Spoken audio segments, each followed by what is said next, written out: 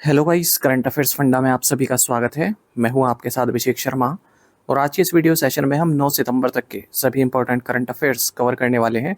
हमेशा की तरह आप इस वीडियो को अंत तक जरूर देखिएगा। आज भी आपको काफ़ी कुछ जानने के लिए मिलेगा। सेशन की शुरुआत करने से पहले आप सभी को बताना चाहूँगा, यदि आप हमारी daily current affairs PDF, weekly PDF, monthly PDF और हर महीने के banking and economic awareness PDF चाहते हैं तो करंट अफेयर्स फंडा का 1 ईयर मेंबरशिप प्लान आप ज्वाइन कर सकते हैं, जिसका लिंक आपको वीडियो के डिस्क्रिप्शन में या फिर फर्स्ट कमेंट में मिल जाएगा। आपको बता दें, इस 1 ईयर मेंबरशिप प्लान के तहत जितना भी हमारा PDF कंटेंट है वो हम आपको 1 साल तक के लिए प्रोवाइड कराते हैं, जिसे आप डाउनलोड कर सकते हैं, प्रिंट आउट भी निकलवा सकते हैं। इसके लिए चाहे तो आप करंट अफेयर्स फंडा ऐप को यूज़ कर सकते हैं या फिर अपने लैपटॉप या सिस्टम की मदद से वेब लॉगिन भी कर सकते हैं। कोई भी आपका एग्जाम हो, बैंकिंग, SSC, रेलवे या स्टेट PCS, जहाँ पर भी जनरल अवेयरनेस या करंट अफेयर्स पूछे जाते हैं, सभी एग्जाम्स के लिए हमारा PDF कंटेंट काफ़ी यूज़फुल है। इस PDF कोर्स में हमने RBI सर्कुलर्स आपको प्रोवाइड करा रहे हैं, financial awareness, digital awareness, banking awareness, general and economic awareness, सब कुछ आपको एक ही PDF कोर्स में हम प्रोवाइड करा रहे हैं। इस बार जो IBPS PO रिक्रूटमेंट नोटिफिकेशन 2025 आया है, उसमें आपने देखा होगा मेंस एग्जाम के सिलेबस में जनरल अवेयरनेस सेक्शन में ही RBI सर्कुलर्स भी लिखा हुआ है। तो RBI सर्कुलर टॉपिक मेंशन है, इसलिए आपको पढ़कर जाना है। यहाँ से क्वेश्चन आपको 100% देखने के लिए मिलेंगे। इन RBI सर्कुलर्स को आप RBI की वेबसाइट से पढ़ सकते हैं, वहाँ पर अवेलेबल रहते हैं। पर प्रॉब्लम ये है कि काफ़ी टाइम कंज्यूमिंग हो जाएगा आपके लिए, क्योंकि पिछले 5-6 महीनों के RBI सर्कुलर्स पढ़ने हैं और काफ़ी लेंदी होते हैं। ये फाइनेंशियल और इकोनॉमिक टर्म्स इनमें काफ़ी यूज़ होती है। तो आपका यही काम आसान बना दिया है करंट अफेयर्स फंडा ने। हमने इन सभी RBI सर्कुलर्स को काफ़ी ईजी लैंग्वेज में PDF फॉर्मेट में तैयार किया है और जो भी एक्स्ट्रा थिंग्स हैं उनको हटा दिया है। केवल जो काम की चीज़ें हैं वही RBI सर्कुलर्स से ली गई हैं, और वो भी MCQs के साथ। ठीक है, तो एक बार आप RBI सर्कुलर्स पढ़ेंगे, उसके बाद फिर MCQs से उन्हें करेंगे, तो आपके काफ़ी अच्छे तरीके से RBI सर्कुलर्स तैयार हो जाएंगे। साथ ही इसमें बैंकिंग अवेयरनेस हमने कंप्लीट कराई हुई है। न केवल आपके बैंकिंग मेंस एग्जाम, बल्कि अगर आप बैंकिंग इंटरव्यूज़ देते हैं, जैसे SBI PO, RRB PO, IBPS PO, even RBI grade भी, तो इन इंटरव्यूज़ में जो बैंकिंग नॉलेज आपसे पूछी जाती है उसे भी आप आंसर कर पाएंगे इस बैंकिंग अवेयरनेस कोर्स को पढ़कर।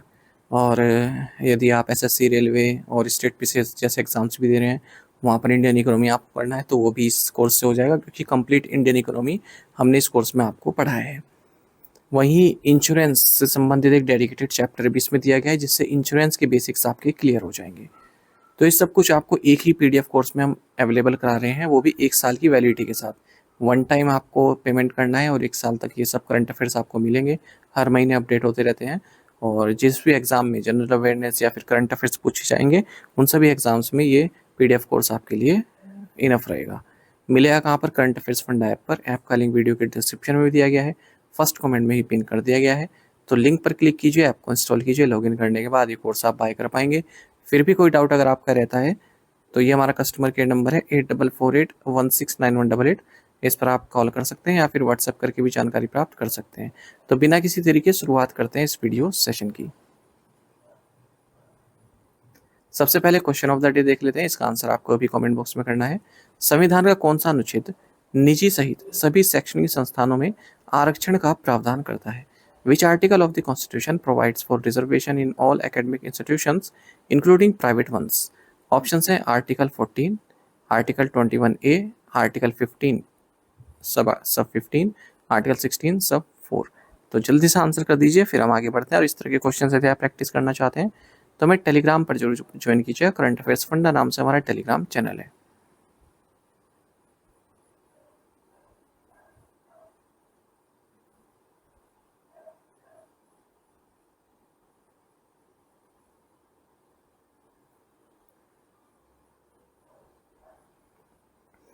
Who won the man singles title at the US open 2025? US open 2025 में पुरुष एकल का खिताब किसने जीता? राइट आंसर ऑप्शन बी है कार्लोस एल्कराज। स्पेन के हैं कार्लोस एल्कराज। इन्होंने जेनिक सिनर को US ओपन फाइनल में हरा दिया है और अपना दूसरा US ओपन टाइटल जीता है। इसी तरह से जो ये कार्लोस एल्कराज हैं, ये अब नंबर 1 रैंकिंग प्लेयर बन गए हैं टेनिस में, मेल्स कैटेगरी में अगर हम बात करें। वहीं अगर हम US ओपन विमेंस फाइनल की बात करें तो बेलारूस की टेनिस प्लेयर अरीना सेवेलेंका, इन्होंने US ओपन जीता है और फाइनल में इन्होंने अमेरिकन प्लेयर अमांडा एनिसिमोवा को हराया है। और रिजल्ट्स देखें तो मेंस डबल्स टाइटल जीता है मार्शल ग्रेनुलर्स और होराशियो जेबलोस ने। विमेंस डबल्स जीता है गैब्रिएला डेब्रोस्की और एरिन रोटलाइफ ने। मिक्स डबल जीता है सारा एरानी और एंड्रिया वावासोरी ने। 2025 यूएस ओपन ये 145वां एडिशन था यूएस ओपन हिस्ट्री का, और पूरे साल भर का ये चौथा और आखिरी ग्रैंड स्लैम इवेंट था। न्यूयॉर्क सिटी में खेला गया। तो साल में 4 ग्रैंड स्लैम खेले जाते हैं। सबसे पहले ऑस्ट्रेलियन ओपन, फिर फ्रेंच ओपन, फिर विंबलडन और लास्ट होता है US open. Which team did India defeat in the final of the Asia cup 2025 men's hockey tournament? Asia cup 2025 पुरुष हॉकी टूर्नामेंट के फाइनल में भारत ने किस टीम को हराया? राइट आंसर ऑप्शन डी है Republic of Korea. Indian men's hockey team Asia cup 2025 champion बन गई है। इन्होंने फाइनल में साउथ कोरिया या फिर रिपब्लिक ऑफ कोरिया को 4-1 से हराया है। ये final Rajgir sports complex Bihar में खेला गया, और 8 साल से भारत जीता नहीं था इस टाइटल को, और अब जीत चुका है। साथ ही इस जीत के साथ हॉकी वर्ल्ड कप 2026 जो होगा नीदरलैंड्स बेल्जियम में, उसके लिए भारत क्वालिफाई कर चुका है। भारत इस एशिया कप टाइटल को 4 बार जीत चुका है, और सबसे ज़्यादा बार जीता है साउथ कोरिया 5 बार। ये जो 2025 मेंस हॉकी एशिया कप था ये 12वां एडिशन था इस टूर्नामेंट का। 4 साल में एक बार होता है, और एशियन हॉकी फेडरेशन द्वारा ऑर्गेनाइज किया जाता है। इस बार पाकिस्तान की टीम नहीं आई, उसके बदले बांग्लादेश को जगह दी गई। ओमान की टीम भी नहीं आई, उसके बदले कजाकिस्तान की टीम को जगह दी गई। Which Indian film maker won the best director award for her film songs of forgotten trees at the 82nd Venice international film festival? किस भारतीय फिल्म निर्माता ने 82वें वेनिस अंतर्राष्ट्रीय फिल्म महोत्सव में अपनी film songs of forgotten trees के लिए सर्वश्रेष्ठ निर्देशक का पुरस्कार जीता है? राइट आंसर ऑप्शन डी है Anuparna Roy. Indian film maker हैं अनुपर्णा रॉय। इन्होंने 82nd Venice international film festival में बेस्ट डायरेक्टर अवार्ड जीता है। जूरी प्रेसिडेंट जूलिया डुकोर्न द्वारा इनका नाम अनाउंस किया गया, और इन्होंने ओरिजोंटी सेक्शन, इस फेस्टिवल में कैटेगरी थी ओरिजोंटो, उस कैटेगरी में इन्होंने अवार्ड जीता है अपनी film songs of forgotten trees के लिए। ये जो कैटेगरी है ये सिनेमा में जो न्यू ट्रेंड्स हैं, जो डेब्यू वर्क है, यंग टैलेंट्स हैं, उन पर फोकस रहा। सॉन्ग्स ऑफ फॉरगॉटन ट्रीज में 2 किरदार हैं मुख्यतः। एक तो है थूया जो कि माइग्रेंट एंड एस्पायरिंग एक्ट्रेस है मुंबई में, दूसरी है श्वेता जो कि कॉर्पोरेट प्रोफेशनल रही है। Who has become the first millennial sant in the Catholic church? Catholic church में प्रथम सहस्त्राब्दी संत कौन बने हैं? राइट आंसर ऑप्शन बी है कार्लो एक्यूटिस। देखिए लंदन बोर्न इटालियन टीनेजर रहे एक, ये फर्स्ट मिलेनियन संत की उपाधि ने दी गई है, और ये इंटरनेट पर कैथोलिक टीचिंग को शेयर किया करते थे। और ये जो सेरेमनी हुई पूरी, इसमें पॉप लियो 14 भी शामिल रहे, और हालांकि इनकी मृत्यु हो गई थी इनकी कार्लो एक्यूटिस की ल्यूकेमिया के कारण 2006 में, केवल 15 साल की एज में। इन्हें गोड्स इन्फ्लुएंसर के नाम से भी जाना जाता था। Oracle Stage Limited, the parent company of Oyo, has rebranded itself as what? OYO की मूल कंपनी Oracle Stage Limited ने खुद को किस नाम से पुनः ब्रांड किया है? राइट आंसर ऑप्शन सी है प्रिज्म। तो Oracle Stage Limited जो कि पेरेंट कंपनी है ओयो की, इसने अपने आप को रिब्रांड किया है और नाम रखा है प्रिज्म। ओयो की स्थापना रितेश अग्रवाल ने 2012 में की थी। 35 से ज़्यादा कंट्रीज में ये ऑपरेशनल है। PhonePe has partner with which financial institution to offer loans against mutual funds? PhonePe ने म्यूचुअल फंड पर ऋण देने के लिए किस वित्तीय संस्थान के साथ साझेदारी की है? राइट आंसर ऑप्शन बी है डीएसपी फाइनेंस। फोनपे ने एक फैसिलिटी इंट्रोड्यूस की है जिसके जरिए जो यूज़र्स हैं वो लोन्स ले सकते हैं अपने म्यूचुअल फंड इन्वेस्टमेंट के बदले ऐप से ही, ठीक है। और ये पार्टनरशिप और ये जो सर्विस है ये ऑफर की जा रही है डीएसपी फाइनेंस के साथ मिलकर। तो 2 करोड़ तक का लोन ले सकते हैं अपने म्यूचुअल फंड्स को कोलेटरल रखकर, गिरवी रखकर, वो भी 10 मिनट के अंदर अंदर। Loans again mutual fund product let's investors place their mutual fund holding as collateral. तो जैसे मैंने बताया कि आप अपने म्यूचुअल फंड की जो इन्वेस्टमेंट है उसे कोलेटरल रख सकते हैं और उसके बदले अपना जो भी आपको लोन वगैरह लेना है वो ले सकते हैं। तो जो भी अमाउंट आपने विड्रॉ की है केवल उसी पर आपको इंटरेस्ट पे करना होता है, ठीक है। ऐसा कोई मंथली प्रिंसिपल रिपेमेंट या फिर ईएमआईज नहीं लगता है।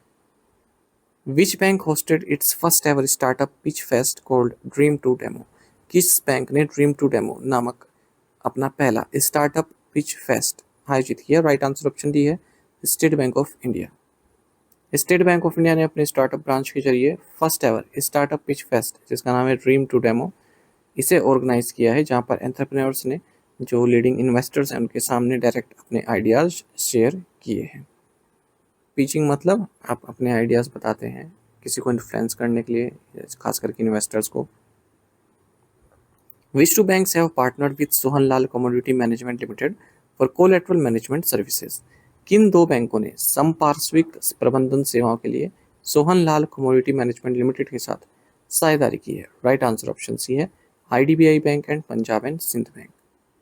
सोहनलाल कमोडिटी मैनेजमेंट लिमिटेड, जो कि एक post harvest logistic and agri solutions company है, इसने कोलैबोरेशन अनाउंस किया है IDBI बैंक और पंजाब एंड सिंध बैंक के साथ, ठीक है, कोलेटरल मैनेजमेंट सर्विस प्रोवाइड कराने के लिए। तो जो भी फार्मर्स हैं जो कॉटन, पल्सेस, मीज, स्पाइसेस और भी जो स्टेपल्स हैं उनमें डील करते हैं, उन्हें financial and collateral management services प्राप्त होंगी।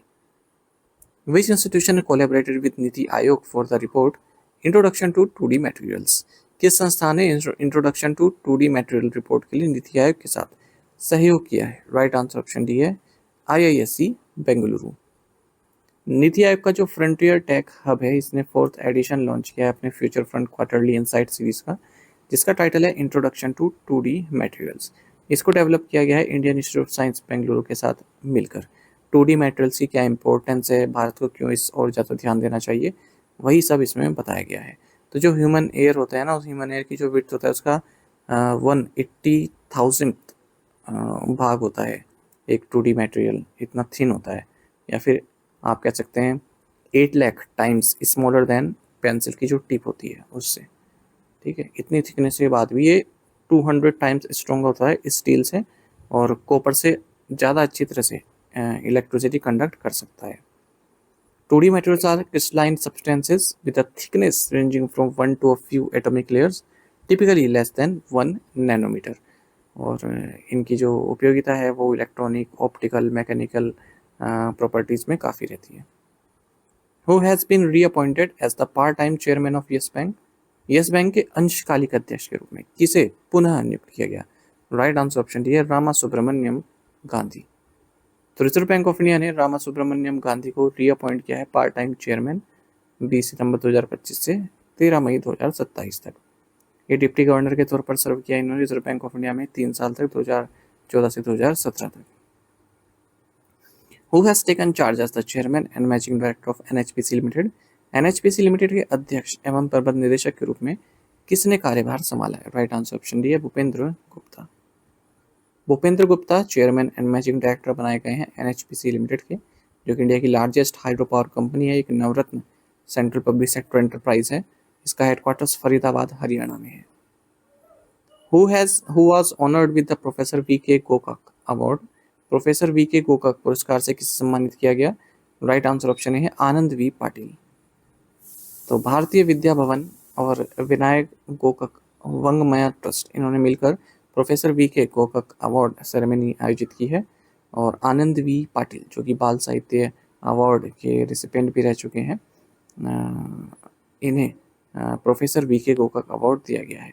जो प्रोफेसर VK गोकाक यानी कि विनायका कृष्ण गोकाक हैं, ये इंडियन राइटर रहे हैं और ज्ञानपीठ अवार्ड के रिसिपेंट भी रहे हैं। स्कूल्स में कन्नड़ा, जो कन्नड़ा लैंग्वेज है उसको प्राइमेसी देने के लिए इनका कार्य सराहा गया है। Which DRDO laboratory has developed the underwater signaling system signal star naval flare? DRDO किस प्रयोगशाला ने under water signalling system signal star naval flare विकसित किया? राइट आंसर ऑप्शन सी है high energy materials research laboratory HEMRL। तो जो HEMRL है, high energy materials research laboratory, ये DRDO यानी कि defence research and development organisation की एक फैसिलिटी है, पुणे में स्थित है। इसने सक्सेसफुली एक अंडर वाटर सिग्नलिंग सिस्टम यानी कि पानी के अंदर सिग्नलिंग सिस्टम इसने तैयार किया है, जिसका नाम है सिग्नल स्टार नवल फ्लेयर। और कहाँ पर यूज़ किया जाएगा? जो कलवरी क्लास सबमरीन्स हैं इंडियन नेवी की, वहाँ पर यूज़ किया जाएगा। Signal Star Naval Welfare is a specially designed underwater signal device tailored to the demanding operational needs of submarine. It is ejected from the submarine signal ejector. जो submarine का जो signal ejector है उसमें से ये signal निकलता है और वाटर कॉलम के जरिए ट्रेवल करता हुआ एक्टिव हो जाता है जब सरफेस पर ये पहुंचता है। ठीक है। Which institute scientists have proposed Pratyush mission design to unlock the cosmic dawn? किस संस्थान के वैज्ञानिकों ने कॉस्मिक डॉन को अनलॉक करने के लिए डिजाइन किए गए प्रत्यूष मिशन का प्रस्ताव दिया है? राइट आंसर ऑप्शन बी है Raman research institute Bengaluru. Raman research institute Bengaluru के साइंटिस्ट ने एक मिशन प्रपोज किया जिसका नाम है प्रत्यूष। तो इससे कॉस्मिक डॉन के बारे में काफ़ी जानकारी प्राप्त हो सकती है। कॉस्मिक डॉन मतलब वो समय जब सबसे पहली बार स्टार्स एंड गैलेक्सीज द्वारा यूनिवर्स की स्थापना हुई थी या फिर यूनिवर्स जो है फॉर्म हुआ था। ठीक है, किस तरह से इवॉल्व हुए वहाँ से सब कुछ उस बारे में पता चलेगा। तो प्रत्यूष का मतलब है probing reionization of the universe using signal from hydrogen. तो ये एक रेडियो टेलीस्कोप है, मून के फार साइड पर इसको रखा जाए। दिस कैन हेल्प डिटेक्ट अ फेंट radio signal emitted from hydrogen atoms which carries imprints of several events of the cosmic dawn. The nominal lifetime जो इस पेलोड का होगा 2 साल का होगा। Who inaugurated the newly constructed state-of-the-art chemical laboratory at the National Test House Ghaziabad? राष्ट्रीय परीक्षणशाला गाजियाबाद में नवनिर्मित अत्याधुनिक रासायनिक प्रयोगशाला का उद्घाटन किसने किया? राइट आंसर ऑप्शन बी है प्रहलाद जोशी। तो union minister for consumer affairs, food and public distribution and new energy Prahlad Joshi ने केमिकल लेबोरेटरी को इनोग्रेट किया है नेशनल टेस्ट हाउस गाजियाबाद में। और ये जो लेबोरेटरी है ये टेस्टिंग प्रोवाइड कराएगी जो भी पैकेज ड्रिंकिंग वाटर होता है, नेचुरल मिनरल वाटर होता है, फूड पैकेजिंग मटेरियल्स होते हैं, ठीक है, इन सभी के। What is the new name given to the US department of defence under Donald Trump's executive order? Trump के कार्यकारी आदेश के तहत अमेरिकी रक्षा विभाग को दिया गया नया नाम क्या है? राइट आंसर ऑप्शन है department of war.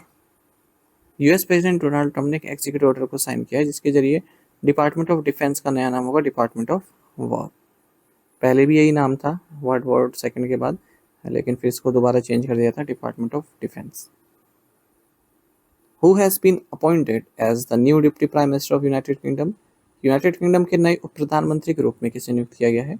Right answer option C है David Lammy. British prime minister Keir Starmer, इन्होंने फॉरेन सेक्रेटरी डेविड लेमी को डिप्टी प्राइम मिनिस्टर नियुक्त किया है और ये किसकी जगह ले रहे हैं? एंजेला रेनर की जगह ले रहे हैं। 2 न्यूज़ और देखते हैं। Japanese prime minister Shigeru Ishiba, इन्होंने अपने पद से इस्तीफा दे दिया है। साथ ही जो लिबरल डेमोक्रेटिक पार्टी के प्रेसिडेंट भी थे ये, उससे भी इस्तीफा दे दिया है। गुयाना के प्रेसिडेंट इरफान अली ये रीइलेक्ट हुए हैं सेकेंड टर्म के लिए। टू द पॉइंट क्वेश्चन, उनके आंसर देखें। Duleep trophy played in which format? तो first class cricket. The McMahon line separates India and which country? China. What is the percentage of GST on health insurance after the review? 0. How many educators have bagged the National Teachers Award this year from President Murmu? 81. The GST on commercial vehicles such as buses and trucks has dropped from 28% to 18%. To the point question देखें, क्या answer आपको भी करने हैं। Who authored the Chola Tigers Avengers of Somnath? Who has assumed charge as Secretary Ministry of Mines? Who will represent India at the upcoming virtual BRICS summit? Which state cabinet approved the reintroduction of ballot paper in the upcoming civil polls? Which team defeated Meerut Mavericks by 8 wickets to win the UP T20 League title for the second time? In 5 questions के answer आपको comment box में देने हैं। यदि एक question का answer भी आता है वो भी आप हमें अवश्य बताइएगा कमेंट सेक्शन में। ठीक है, ज़्यादा से ज़्यादा संख्या में आप पार्टिसिपेट करने की कोशिश किया कीजिए, यही आपसे रिक्वेस्ट रहती है। पार्टिसिपेशन आप लोगों का बहुत कम हो रहा है, ऐसा मत कीजिए, आपके नॉलेज के लिए ही है। साथ ही में टेलीग्राम पर जरूर ज्वाइन करें, करंट अफेयर्स फंडा नाम से हमारा टेलीग्राम चैनल है। Thank you guys.